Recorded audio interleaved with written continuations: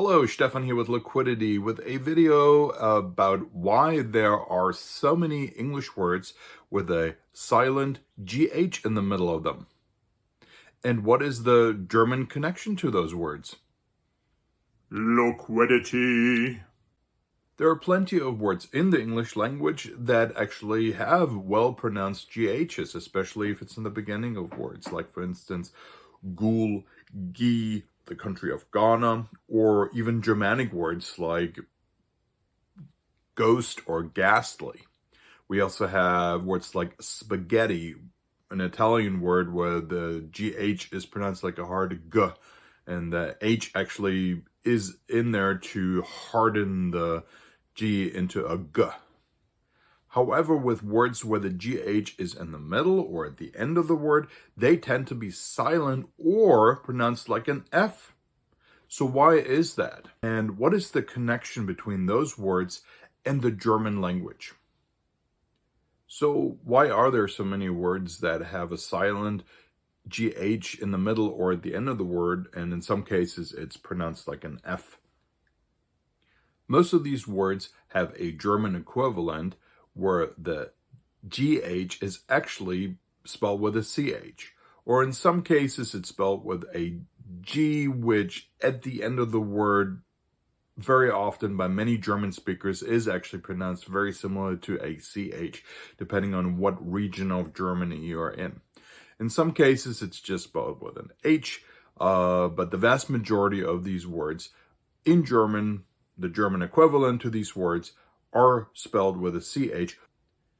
And in German, CH is pronounced somewhere on the scale between a soft sh to a guttural h sound, depending on especially which vowel precedes that CH. CHS, by the way, is always pronounced like an X. So that's one exception to the rule. Please watch my videos about how to pronounce CH in German. I actually made 2 of them. So in English, we do know that the GH was pronounced very much like a German CH.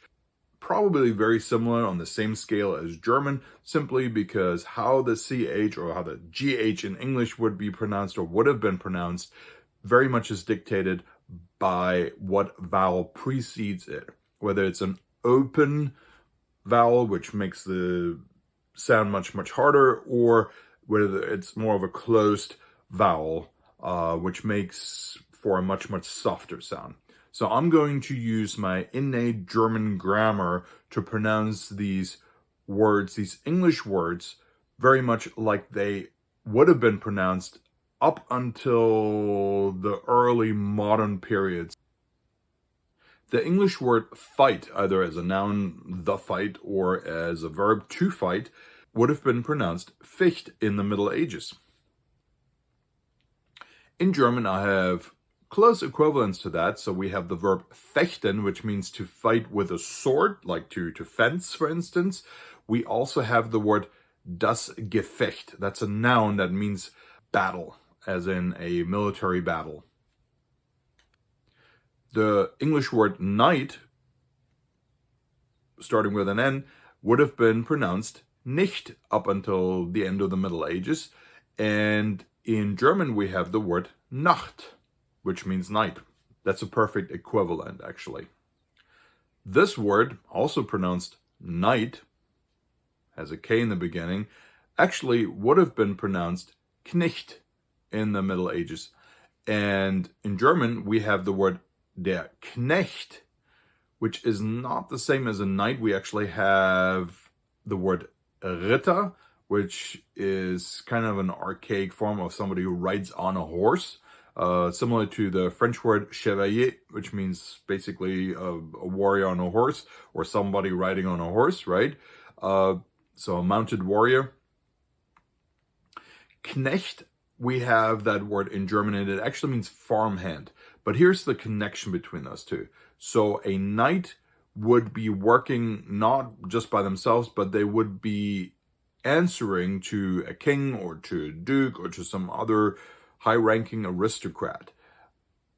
Knecht, a farmhand, would actually be a skilled farmhand, somebody who would be answering to the manager of a farm or to the owner of a farm. So an important person in the daily operations of a farm. The next one is pretty straightforward, almost exactly equivalent, and this is the English word light, which in the Middle Ages, you may have guessed it, would have been pronounced Licht. And in German, we have the word Licht, which is pronounced exactly the same way and spelled almost exactly the same way. It's just capitalized because it's a noun. Means the same thing. Here's another one, sight. In Middle English, we would have pronounced that Sicht, which is exactly the same as the German word die Sicht. Okay, I'm going to bunch two words together, borough and burg or borough, as in the Scottish capital, Edinburgh, depending on how you pronounce that. So in the Middle Ages, that would have been pronounced Burg or Burg. And in German, modern German, we have the word die Burg. Burg is a fortified place that also has people living in it. So it could be actually a city, but usually we're talking about a fortress. In German, depending on what region you're in, very often you will hear people actually pronounce it Burg or Burg. In English, we have the word daughter, which in Middle English would have most likely been pronounced more like Tochter. And in German, we have the word Tochter. Oh, here's a fun one, slaughter. So that could be a noun or a verb, right? In Middle English, probably be pronounced more like Slochter or Slauchter. And in German, we have the word schlachten, which means to slaughter or to like kill an animal. It can also be used in a military context. So the noun die Schlacht means battle, a military battle, literally slaughter. And that's really what people do. They do terrible things to each other in military battles, horrific situations. A battleship, for instance, especially those old ones with tons of huge guns on them that, you know, would have been seen during World War II. In German, we would call that Schlachtschiff, a slaughter ship. Sounds terrible in English, doesn't it?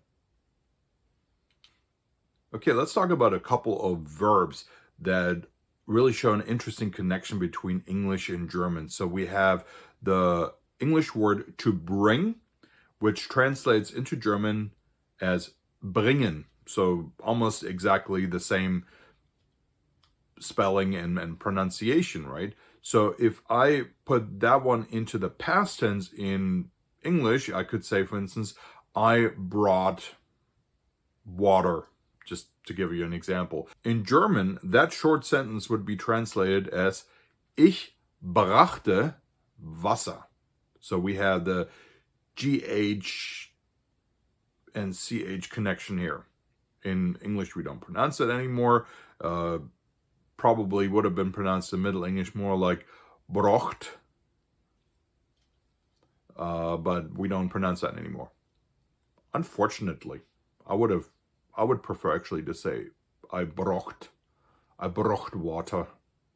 That'd be awesome, wouldn't it? Another word that's very similar and equivalent between English and German is to think.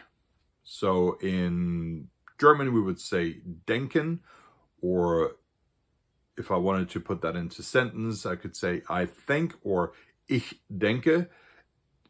In the past tense in English, when I say I thought, in German, that would be ich dachte. Here are a couple of adjectives that have silent GHs. So we have, for instance, high. In German, we have the word hoch.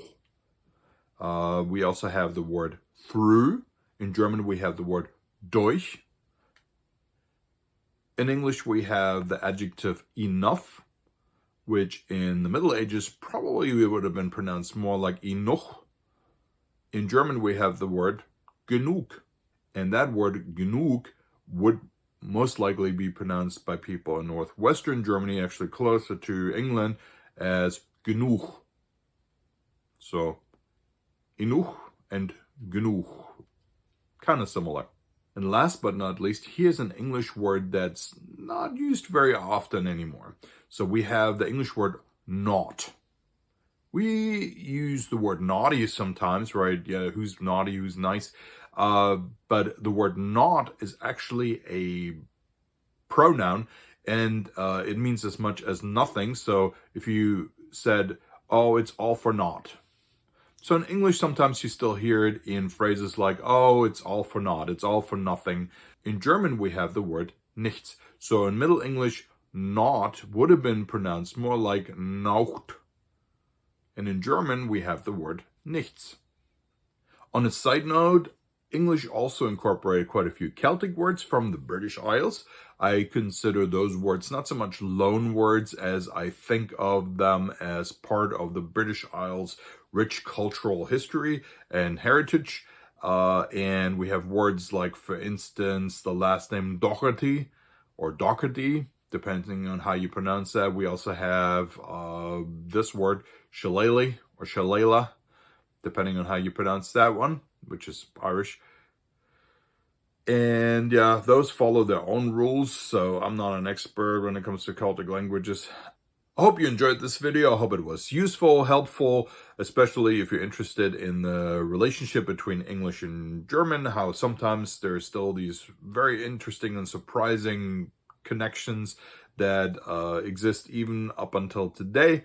Check out my other videos. If you enjoyed this video, you might also like to watch my other videos. So check them out and see if you want to subscribe to my channel.